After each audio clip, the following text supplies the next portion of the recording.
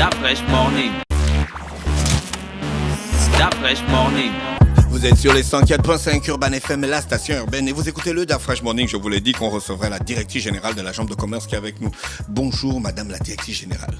Bonjour monsieur. Merci d'avoir accepté notre invitation. Donc vous faites les assises de l'entrepreneuriat, c'est ça? Oui, exactement. Ça a commencé quand? Eh bien, ça a commencé depuis lundi, donc le 12 novembre, et c'est censé s'achever donc le 15. Et en fait, c'est une initiative de la Chambre de commerce, du bureau de coordination du PSGE, de la Confédération patronale gabonaise et de l'incubateur national. Ah d'accord, ok. C'est quoi le concept en fait? L'idée, c'est de pouvoir réunir donc les experts du secteur privé, d'accord, et même du secteur public sur des thématiques donc qui touchent à l'entrepreneuriat. Donc cela passe donc du cadre réglementaire, donc la définition d'un cadre réglementaire. Ça passe aussi par des thèmes sur l'accès au marché, sur de manière générale l'environnement entrepreneurial au Gabon. D'accord, ok. Qui sont censés être présents à ces assises?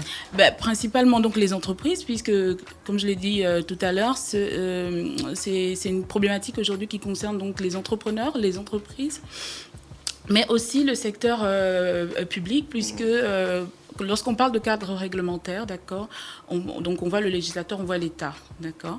Et donc aujourd'hui, grâce à ces assises, nous mettons en place donc une plateforme d'échange privé, mais aussi public-privé.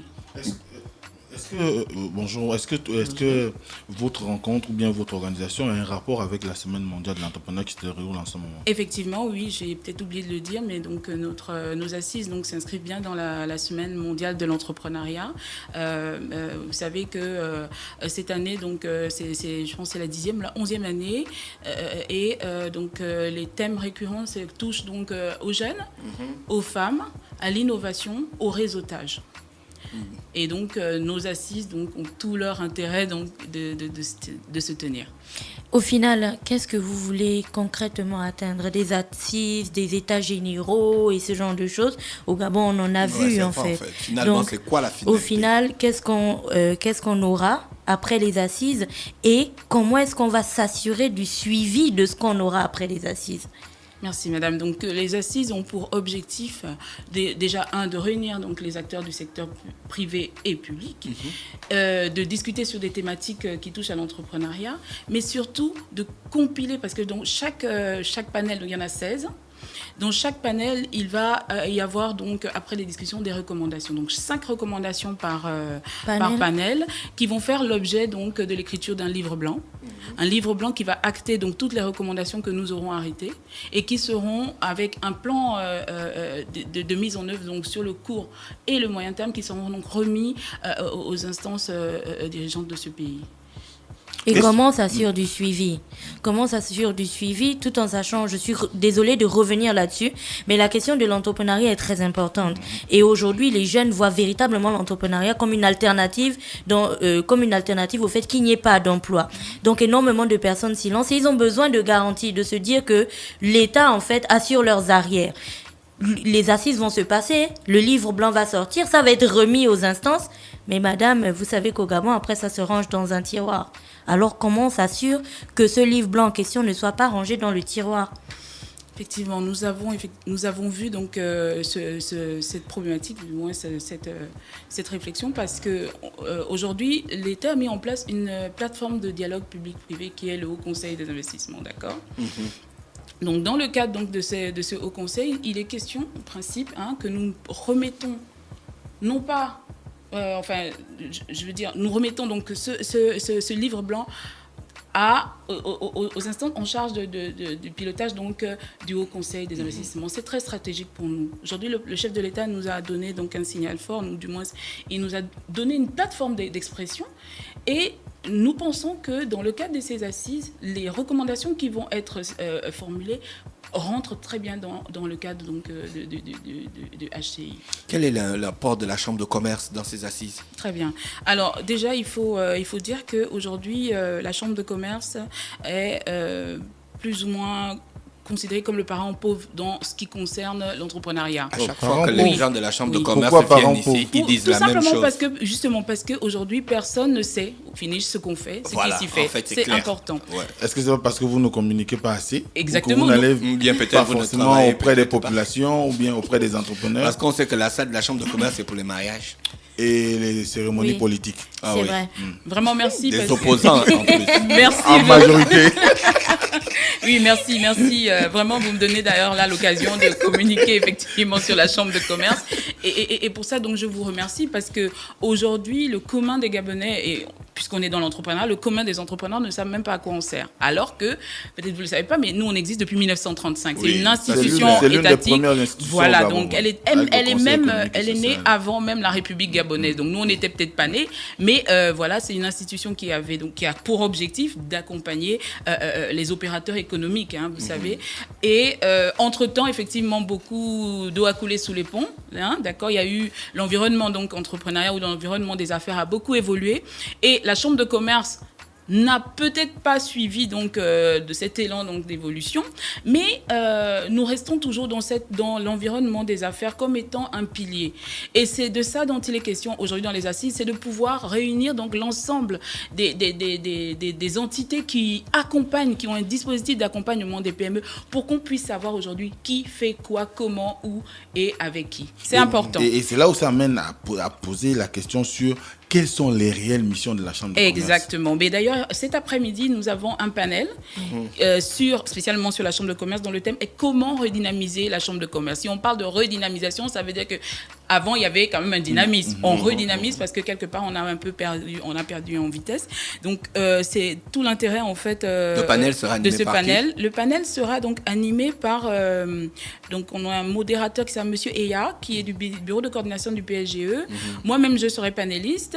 Nous avons aussi le vice-président de la Chambre de commerce, le premier vice-président, Monsieur Alain Kouakoua. Nous avons également Monsieur Bertrand Rose donc, sur les panels. Nous avons aussi Monsieur Alain Rampano, l'ancien directeur général de la Chambre de commerce. Donc c'est quand même une brochette de personnalités importantes et qui connaissent, qui savent de quoi il s'agit et qui connaissent donc les tenants et les aboutissants par rapport à la Chambre de commerce. Donc vraiment, je profite de cette antenne pour dire qu'aujourd'hui, nous inscrivons dans une logique, nous, Chambre de commerce et les autres acteurs donc, du secteur privé, nous inscrivons dans une logique de coopération, de coordination. Voilà. Oui, Et moi, de c'est là que tu voulais synergie. dire quoi? Non, je lui disais qu'il faut qu'elle soit face à la caméra. Ah oui, pardon. Donc, durant votre panel, est-ce que les entrepreneurs aussi pourront venir? Oui, disons que ce sont des panels, bon, c'est assez limitatif parce que nous avons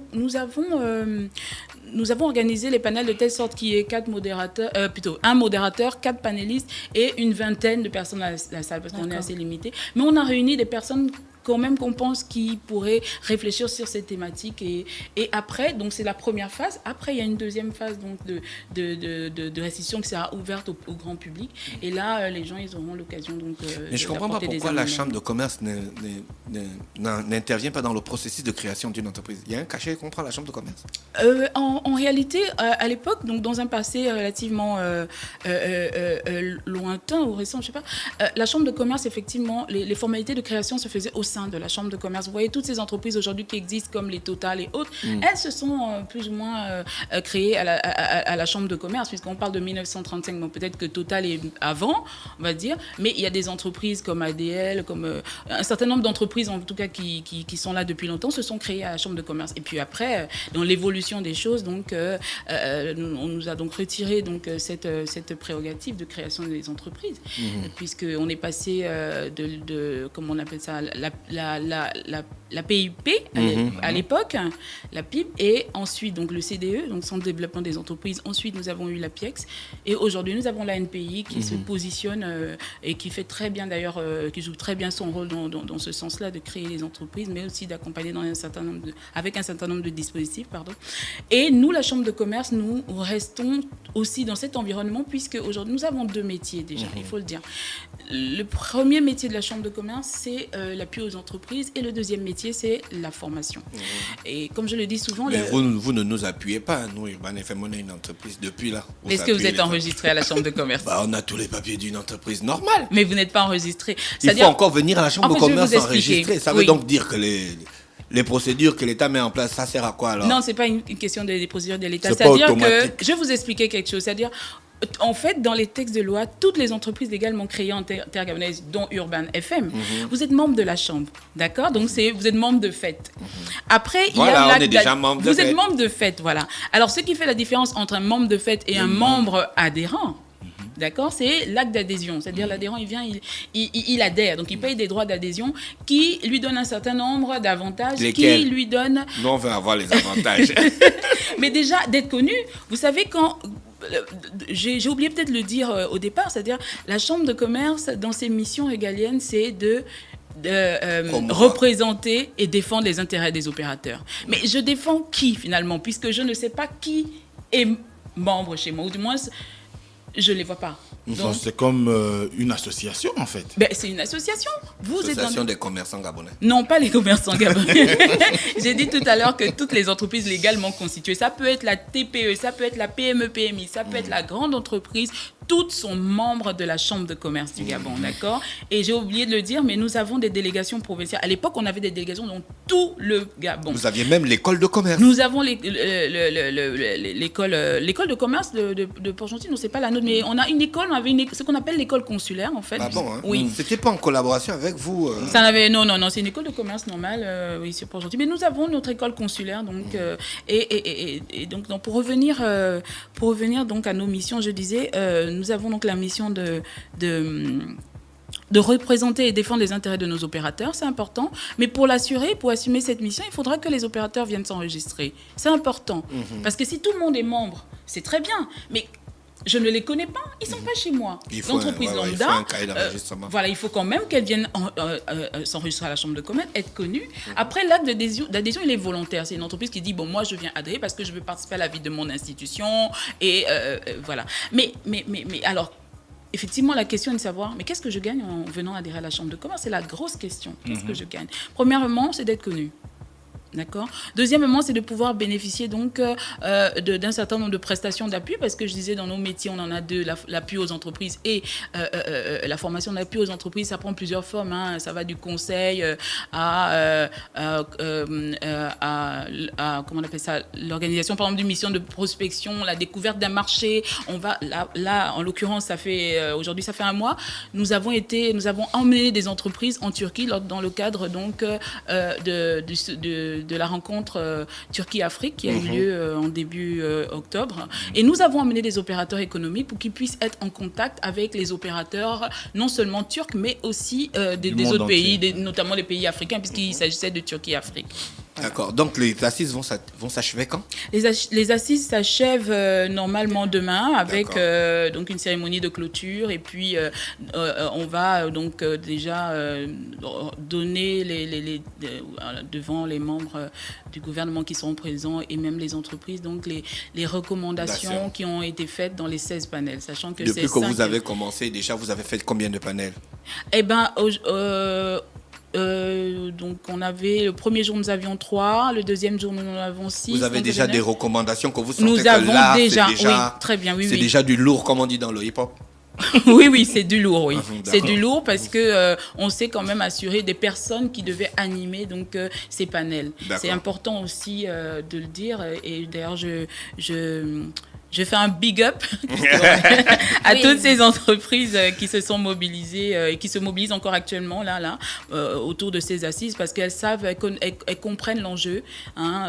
Je dis, même si certains pensent que c'est une énième réunion, nous disons non. Aujourd'hui, c'est une grande première que ceux qui sont en charge finalement d'accompagner les entreprises, de créer un environnement entrepreneurial stable et cohérent sont autour de la table. Et c'est ça qui est important.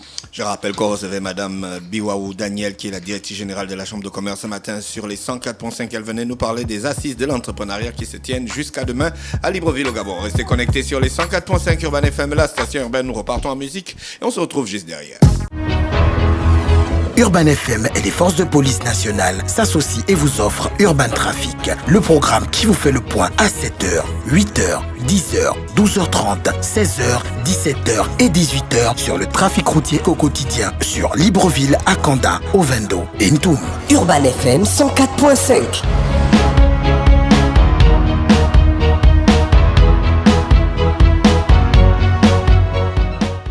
Urban FM 104.5, la station urbaine.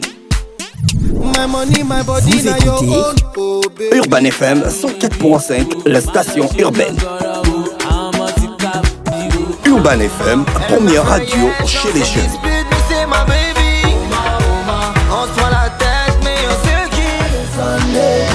Urban FM, la radio des musiques urbaines. Urban FM 104.5, la station urbaine. Stop Fresh Morning.